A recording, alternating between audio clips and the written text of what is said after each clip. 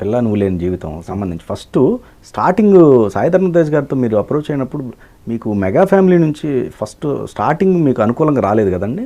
లేదే. వాళ్ళు సార్ ఇది యాక్చువల్గా జరిగిన కథ చెప్తాను. నేను కథ రాసుకున్నా. ఎందుకంటే ఫస్ట్ ఫిల్మ్ ఎందుకంటే అప్పటికే మీరు సక్సెస్లో లేరు. నేను కథ అటేంటండి వీరభద్ర ఫ్లాప్ అయిన తర్వాత కూడా నాకు బన్నీ నుంచి కాల్ వచ్చింది. అప్పుడే బన్నీవాస్ కాల్ చేశారంట. నేను రెస్పాన్సిబుల్ లేదో తెలియదు, నాకు గుర్తులేదు. ఆయన చెప్పారు నాకు. పిల్లల జీవితం కథ అయిపోయిన తర్వాత నేను అప్రోచ్ అయింది మణిశర్మని. మణిశర్మ కొడుకుని హీరోగా చేద్దామని అప్రోచ్ అయితే రకరకాల ప్రొడ్యూసర్స్ అనుకున్నాం. సుందర్ గారు కూడా ఉన్నారు ఈ కథ. ఆయన అనుకున్నాము. అట్లా వచ్చి దిల్ రాజు గారు అల్లు అరవింద్ గారు అయ్యారు. ఇప్పుడు హీరో ఎవరు? రకరకాల హీరోలు అనుకున్నాం. అప్పటికి ఆ హీరో అనుకున్నాం, ఈ హీరో అనుకున్నాం. నాకు ఎప్పుడు నెగిటివ్ లేదు పాపం. కథ వినగానే ఓకే చేశారు. రాజన్న అరవింద్ గారిని తీసుకొచ్చారు, బన్నీవాసుని తీసుకొచ్చారు. చక్కగా బన్నీవాసు నేను ట్రావెల్ అయింది అసలు మామూలు ట్రావెల్ కాదు. సొంత అన్నదమ్ముల కంటే ఎక్కువగా ట్రావెల్ అయ్యాం. పర్సనల్గా విషయాలు ఆయన చెప్పుకోవటం, నేను ఆయన చెప్పుకోవటం చాలా హెల్దీగా ఉండేది. బట్ అలాంటి ఆయన ఒక 2 సార్లు హర్ట్ చేశాను. అది కూడా చెప్తాను కదా, ఇంత ఓపెన్. అది టైం బ్యాడ్, నాదే తప్పు. అయినా పాప ఇప్పుడు వాళ్ళు ఫ్లేరప్ అవ్వలేదు. అరవింద్ గారు కానీ, రాజన్నయ్య కానీ, బన్నీవాస్ కానీ, హర్షిత్ కానీ రకరకాల హీరోలు అనుకుంటున్న టైంలో సాయి ధరమ్ తేజ్ అలా ఉంటుంది అన్నారు. అతను కేరింత అనే సినిమాకి సెలెక్ట్ చేసి పెట్టుకుని ఉన్నారు. అవును బాగున్నాడు కదా అనుకున్నాం. ఇమ్మీడియట్ అయితే దేవదాస్ మన చౌదరాని సినిమా ఏంటది రే షూట్లో ఉన్నాడు అని చెప్పి అక్కడ కొంచెం లేట్ అయింది. ఆ షూట్ అంతా అయిపోయిన తర్వాత అనుకూలంగా డేట్స్ చూసుకున్నాం. అతను హెయిర్ కట్టింగ్ అని చేయించుకున్నాం, ఫోటో షూట్ చేసాం, షూట్కి వెళ్ళిపోయాం. చాలా హ్యాపీ చేసాం. అసలు ఏ రోజు నెగిటివ్ అనేది లేదు. చెప్పాను కదండి నేను నన్ను విజయవాడలో నేను జై బాలయ్య అన్నాను ఆడియో ఫంక్షన్లో. అప్పుడు కూడా పాపం అందరూ ఎంకరేజ్ చేశారు తప్ప ఎవరో ఏంటో ఈ స్టేజ్ మీద నువ్వు జై బాలయ్య వాళ్ళు చాలా బ్రహ్మాండంగా ఉంటారండి.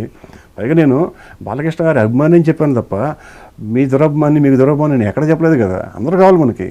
ఎక్కడ మీకు బన్నీవాస్ గారి మధ్య ఏంటి సిల్లీ థింగ్స్ సార్, సరదా డిస్కషన్స్ వస్తూ ఉంటాయి కదా. ఓకే, సీరియస్ ఏం కాదు. Okay okay. తర్వాత ఆయన బర్త్డేకి నేను విష్ చేస్తుంటాను, నా బర్త్డే కానీ విష్ చేస్తుంటారు. ఇప్పుడు బాగా బిజీ అయిపోయారు. నాకు చాలా గర్వంగా ఉంటుంది ఆయన చూస్తే. ఇంత ఒడ్డింత అయినట్టుగా ఎదుగు తెలుతున్నారు. పోతే లాస్ట్ సినిమా సౌఖ్యం దగ్గరికి వద్దాం. ఇప్పుడు సౌఖ్యం అనేది మీరు ఇష్టపడి చేసిందేనా మూవీ? డెఫినెట్గా ఇష్టపడకుండా ఏడైనా సినిమా చేయడండి కాదు. యాక్చువల్గా దాని బ్యానర్లో బిఫోర్ వచ్చింది లౌక్యం ఏదైతే ఉందో ఆ ఎఫెక్ట్ సేమ్ అదే ప్యాటర్న్ లో తెద్దామని ఉంది. మీ స్కూల్ కాదు అసలు? నా స్కూల్ కాదని వాళ్ళు కూడా చెప్పారు. అన్నయ్య నీ స్కూల్ కాదు రవి, మేము స్క్రిప్ట్ సెలెక్ట్ చేసాం, దీన్ని ఎగ్జిక్యూట్ చేయి, నువ్వు బాగా ఎగ్జిక్యూట్ చేస్తావు నమ్మకం అన్నారు. ఆనంద్ గారు ఉన్నారు. నేను కొంచెం ఆలోచించాను. కోన గారు నేను కొంచెం ఆలోచించాను. మనసుకు కొడతా ఉంది కానీ ఎంటర్టైన్మెంట్ ట్రై చేద్దాం. బట్ నా ఎమోషనల్ మార్క్ లేదు. తర్వాత కొంచెం యాడ్ చేసాం, 0.1% యాడ్ చేసాం. అది మిస్ఫైర్ అయిందండి. బట్ ఎగ్జిక్యూట్లో నా టేకింగ్ కానీ అది కానీ ఎన్ని టేకింగ్ ఇవన్నీ సెకండరీ సార్. ఫస్ట్ కథే. అవును, అది మిస్ అయ్యాం సార్ ఫ్రాంక్లీ. బట్ నేను ఇష్టపడే చేశాను, ఇష్టపడి కష్టపడి కూడా చేసాం ఇది సినిమా. అంతమంది ఆర్టిస్టులు అది మిస్ఫైర్ అయింది సార్. ఇప్పుడు ఒకసారి మంచి కథ కూడా మిస్ఫైర్ అవుతుంది, ఒకసారి పిచ్చి కథ కూడా పెద్ద సెన్సేషన్ హిట్ అవుతాయి. మీరు గమనించారా 2004, 2014 ఈ రెండు మీ జీవితంలో బ్రేక్? 4 అని అంకే. అవును, ఇప్పుడు 22లో సినిమా రిలీజ్ అవుతుంది. అప్పుడు ఏమవుతుంది? ఎండ్ 4 ఏదైతే ఉందో అది అలాంటి సెంటిమెంట్లు లేవు సార్. చెప్పాను కదా, లెఫ్ట్ ఓరియంటెడ్ ఫెలో. అలాంటివి ఉండవు. మన కష్టం, మన కథ, మన జడ్జిమెంట్ కరెక్ట్గా ఉన్నప్పుడు, ఆడియన్ని కనెక్ట్ చేసినప్పుడు ఆటోమేటిక్గా విల్ గెట్ సక్సెస్. మిడిల్లో ఒక వీరభద్ర తర్వాత మీకు అవకాశాలు లేక డిప్రెషన్లోకి వెళ్ళారంట, నిజమేనా? ఎందుకు లేవు అవకాశాలు? నాకు 3 సంవత్సరాలు మీరు సినిమా చేయలేదు సార్. 2005 ఇది వీరభద్ర 2008లో రిలీజ్ అయింది. ఏది ఆటాడిస్తా రిలీజ్ 1 year భవ్య కాదు, సి కళ్యాణ్ 2008లో రిలీజ్ అయిందంటే 7లోనే స్టార్ట్ అయినట్టు కదా. రిలీజ్ 8లో, 7లో స్టార్ట్ అయినట్టు కదా. 5కి 7కి 2 years గ్యాప్ ఉంది. ఆ 2 years గ్యాప్లో నా మిస్సెస్ ప్రెగ్నెంట్ అవ్వటం, పాప పుట్టడం. బట్ ఆ గ్యాప్లో సినిమా చేశాను ఆర్టిస్ట్గా. నేను జగడం చేశాను కదా. 2006 జగడం. అది నా అకౌంట్లో ఉండదనుకోండి యాజ్ ఎ డైరెక్టర్గా. నేను ఖాళీగా లేను, కథలు రాసుకుంటాను ఉన్నాను కదా. 1-2 కథల తర్వాత నాకు ఆటాడిస్తా వచ్చింది, దాన్ని పిక్ చేశాను. అలా వచ్చింది. 7 తర్వాత గ్యాప్ వచ్చింది. Atadista hit cinema. బట్ నేను ఏంటి ఇమీడియట్గా యాక్చువల్గా నేను ఒక చిన్న తప్పు చేశానండి. ఒంటరి సినిమా నేను చేయాలి డైరెక్షన్. గోపిచంద్ బాబర్ గారు ఫస్ట్ నన్నే పిలిపించారు. బాబర్ గారికి నాకు ఎందుకో నా తప్పే అది. నేను కొంచెం డబ్బులు ఎక్కువ అడిగా అంటే అత్యాస తప్పు చెప్పిన తర్వాత అయింది.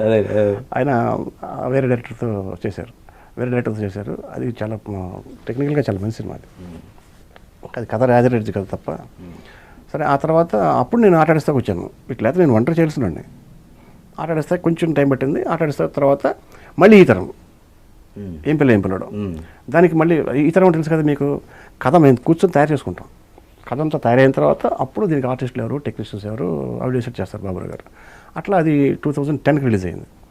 10 తర్వాత వాస్తవం గ్యాప్ నాకు 10 to 14 అంటే అది కూడా గ్యాప్ ఎలా చెప్తాను చూడండి.